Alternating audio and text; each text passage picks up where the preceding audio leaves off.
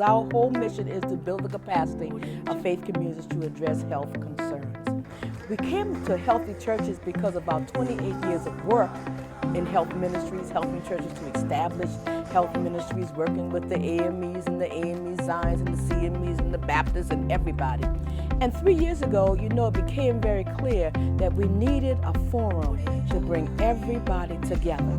The greatest experts in the world have come to be with Healthy Churches 2020. This is the place where public health and faith come together. Public health and faith come together to make a difference in our community. The church is uniquely placed both in terms of our mission as well as our resources. There's a power that comes from the faith community that really is needed in order to address the health disparities that so many of us, our families, our churches, our communities are having to deal with. The church is not by chance the #1 institution in our culture. We must leverage the church beyond shouting, singing, which I believe in, and speaking in tongues and all that stuff. Hey, that's good. But listen, we need to model healthy living for ourselves and for our young people. We've got to do that. One of the things that health professionals bring to an environment like this is that there is that credibility and trust that pastors and other leaders within congregations are getting accurate information. So there's disparity even in the management of the coronary artery disease. We're not diagnosed as soon as we should, and then we don't get the treatments that we should.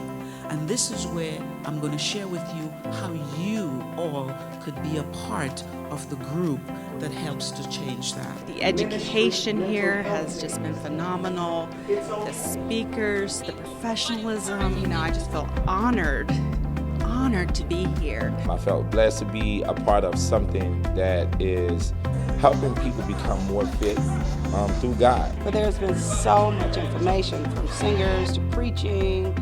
The classes are literally phenomenal. I mean, I'm taking so much back, more than I brought with me. I just love the fact that this conference is holistic in nature, that I can be spiritually charged, mentally stimulated, and physically get in shape. This is something that we've been waiting on. We've been trying to figure out, how do we access the churches? I do believe it's about time. I mean, what a minister says from the pulpit really does resonate with the people sitting in the seats. And so we've been looking for this type of avenue, and since we've been here, we've been able to connect with many people who want us to come in and help to support. We designed this conference with the Black church in mind. The exciting thing is that most Black professionals, we are in church. We understand church, and so when people who are not in church, they come to this conference, they're like, wow, you're giving so much.